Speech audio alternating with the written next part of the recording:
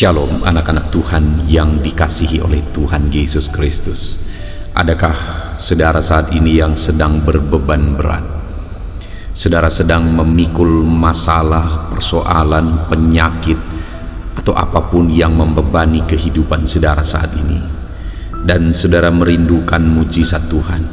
Saudara merindukan pertolongan Tuhan di dalam kehidupan saudara. Ada pesan suara Tuhan yang penting bagi saudara, untuk saudara bisa mengalami mujizat Tuhan dalam kehidupan saudara. Mari siapkan hati dan pikiran saudara untuk diperlengkapi oleh kebenaran dari pesan suara Tuhan.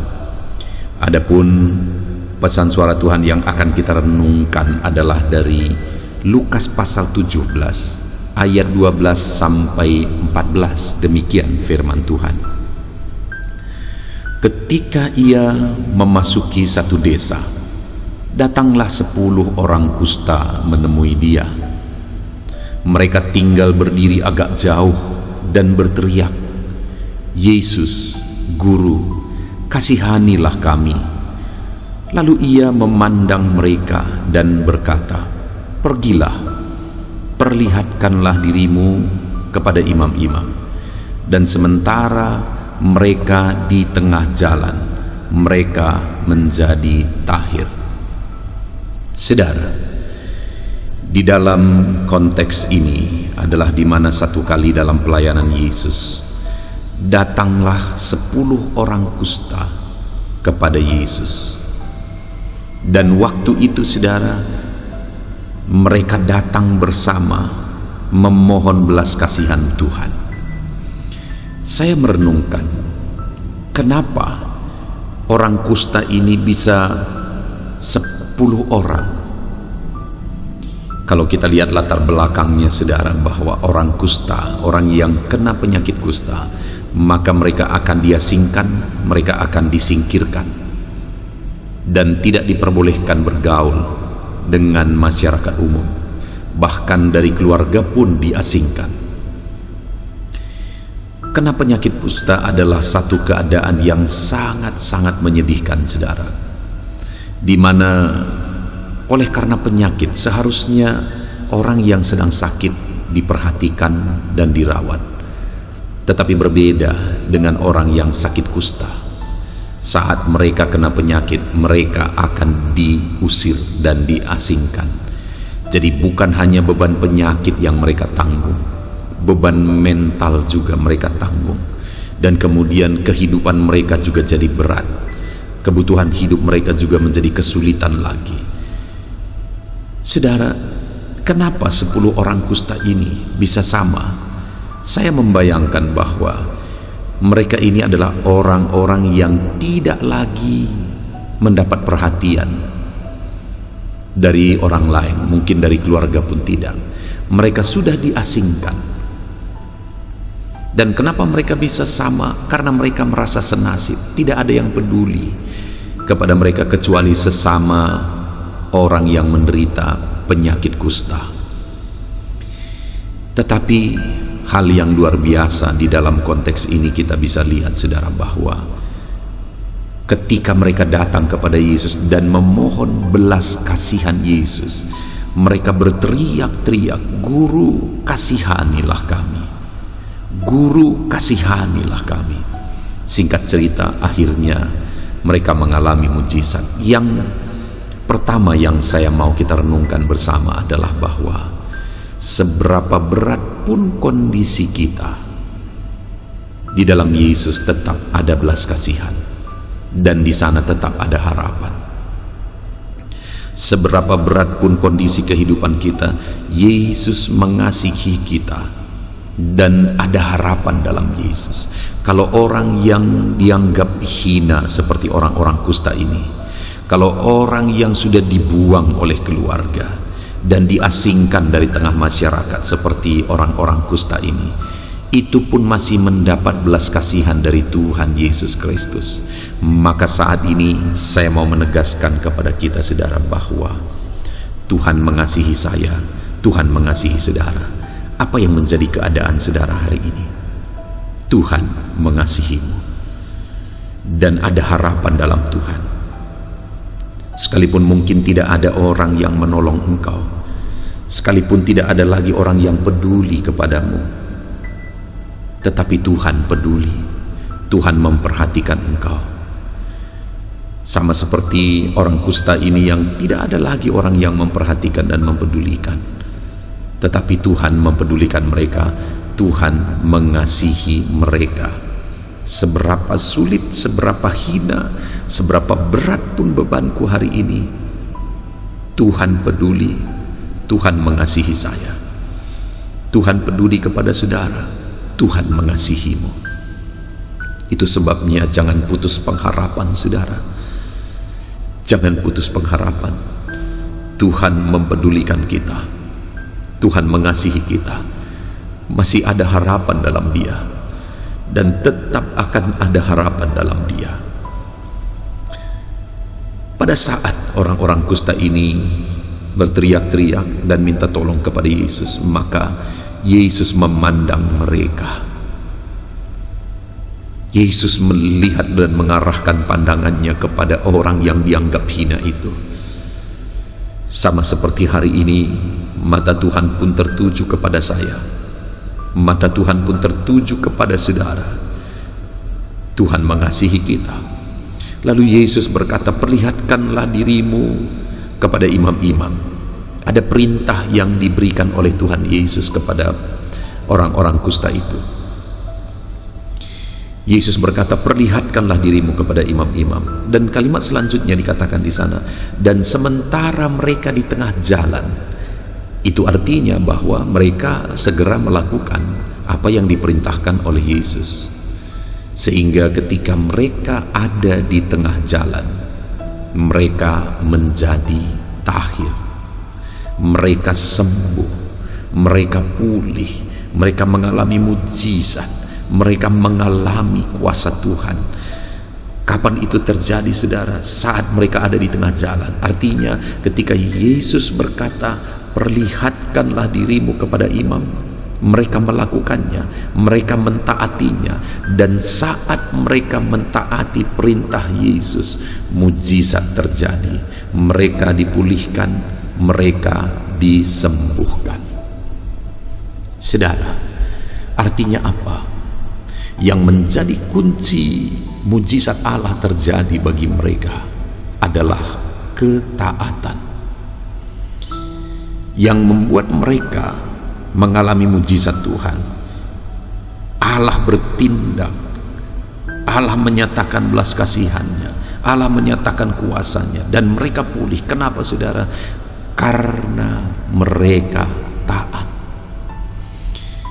Kalau kita belajar dalam Alkitab, saudara, kita melihat ke dalam Alkitab, mulai dari Kejadian sampai Wahyu, maka kita akan menemukan di sana bahwa ada begitu banyak mujizat terjadi. Ada begitu banyak mujizat yang dilakukan oleh Tuhan. Dan kalau kita melihat, maka mujizat-mujizat itu terjadi oleh karena apa? Oleh karena ketaatan ada di sana. Mujizat itu dilakukan oleh Tuhan, dikerjakan oleh Tuhan dalam kehidupan seseorang, dalam kehidupan umatnya, karena ada orang yang taat di sana. Dan hari ini pun saya mau menegaskan kepada setiap kita, saudara, bahwa kalau kita rindu mengalami mujizat, maka kunci mujizat adalah taat. Saat orang-orang kusta ini diperintahkan untuk menghadap kepada para imam, itu sebenarnya tidak masuk akal, saudara. Kenapa? Karena orang yang disuruh menghadap kepada imam itu adalah orang yang sudah sembuh dari kusta. Artinya kalau ada seseorang yang kena kusta dan mereka mengalami kesembuhan, mereka disuruh kepada imam supaya diperiksa apakah benar-benar sudah tahir. Pada saat itu mereka belum sembuh saat Yesus perintahkan, dan saat mereka mentaati perintah Yesus, mereka belum sembuh. Karena di tengah jalanlah mereka mengalami kesembuhan. Artinya saat mereka menjalankan perintah itu, mendapatkan perintah itu dan menjalankan perintah itu, kesembuhan belum terjadi, mujizat belum terjadi. Tapi ketika mereka terus berjalan langkah demi langkah mentaati perintah Allah, akhirnya mujizat terjadi. Hari ini pun saudara, yang akan menjadi kunci saya dan saudara mengalami mujizat Tuhan adalah ketika kita mentaati firman Tuhan. Dan mungkin saudara berkata, aku sudah berusaha belajar untuk taat kepada perintah Allah, tapi aku belum mengalami mujizat. Saudara, orang-orang kusta itu pun mengalami mujizat bukan di langkah pertama, langkah kedua, tetapi setelah jauh berjalan, setelah jauh mentaati firman Tuhan. Demikian juga saya dan saudara, kita harus terus menerus hidup dalam ketaatan kepada firman Tuhan, sampai pada akhirnya kita akan melihat Tuhan melakukan mujizatnya bagi kita.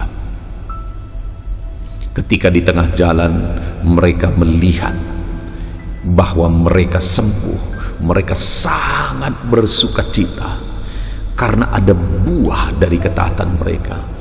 Mereka bersorak-sorai karena ada buah dari ketaatan mereka. Hari ini, satu saat saudara akan melihat dengan penuh sukacita mujizat Tuhan jika hari ini kita terus melangkah, kita terus taat kepada firman Tuhan. Satu saat kita pasti akan melihat dan mengalami mujizatnya. Itu sebabnya teruslah taat saudara, teruslah taat. Dan satu pelajaran yang sangat penting juga dari orang-orang yang sakit kusta ini adalah di mana setelah mereka mengalami mujizat, maka pada waktu itu apa yang terjadi? Ada satu orang yang kembali kepada Yesus untuk bersyukur. Dia tahu bahwa mujizat itu terjadi oleh karena Tuhan, sehingga dia kembali kepada Yesus. Dan kemudian dia tersungkur di kaki Yesus, dia menyembah Yesus. Hanya satu orang dari 10 orang kusta itu.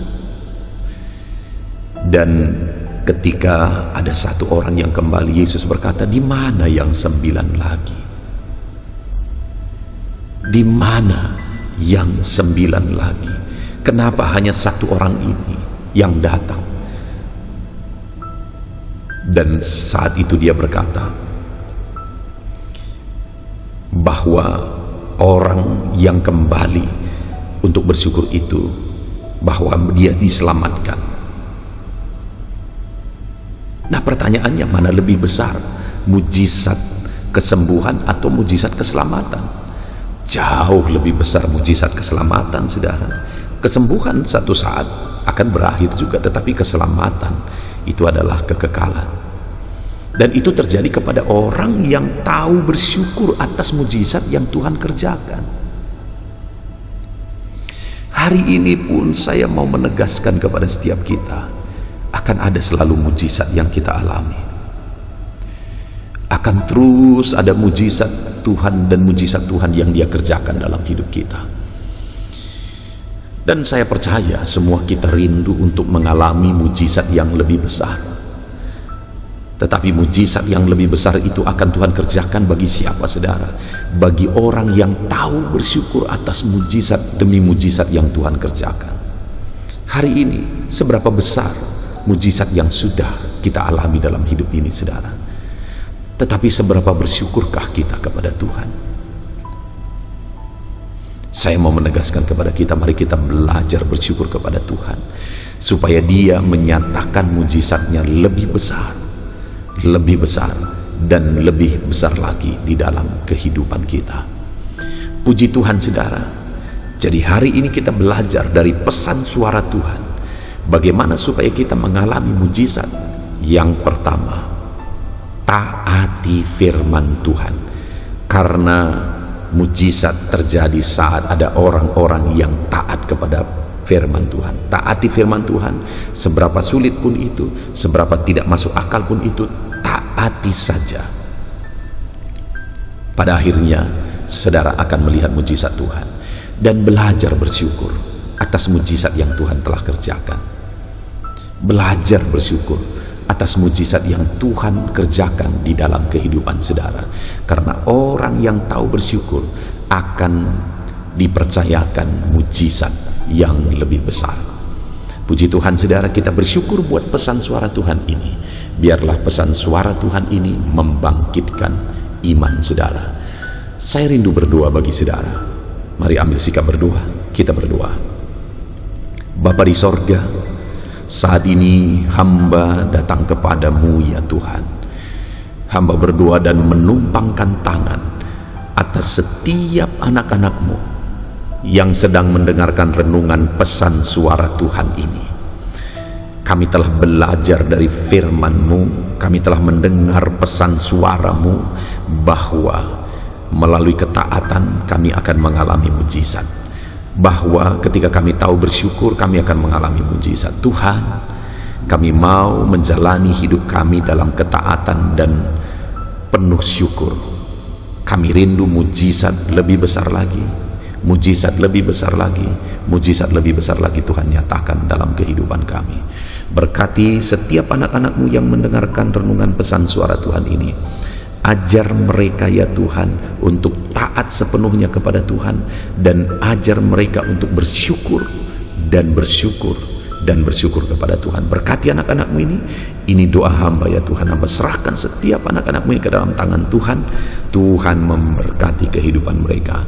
Terima kasih Bapa di sorga, kami bersyukur buat renungan pesan suara Tuhan ini. Dalam nama Tuhan Yesus Kristus kami berdoa, haleluya, amin. Puji Tuhan saudara, saya percaya saudara sudah dikuatkan, saudara sudah diteguhkan melalui pesan suara Tuhan yang telah saudara dengar. Dan saudara juga sudah dikuatkan dan diteguhkan ketika saudara didoakan. Kalau saat ini saudara merasa diberkati melalui renungan pesan suara Tuhan ini, dan saudara rindu orang-orang lain juga mendengarkan pesan suara Tuhan, bagikan renungan ini kepada banyak orang melalui media sosial saudara, supaya lebih banyak orang mendengarkan pesan suara Tuhan dan mereka hidup seturut dengan firman Tuhan.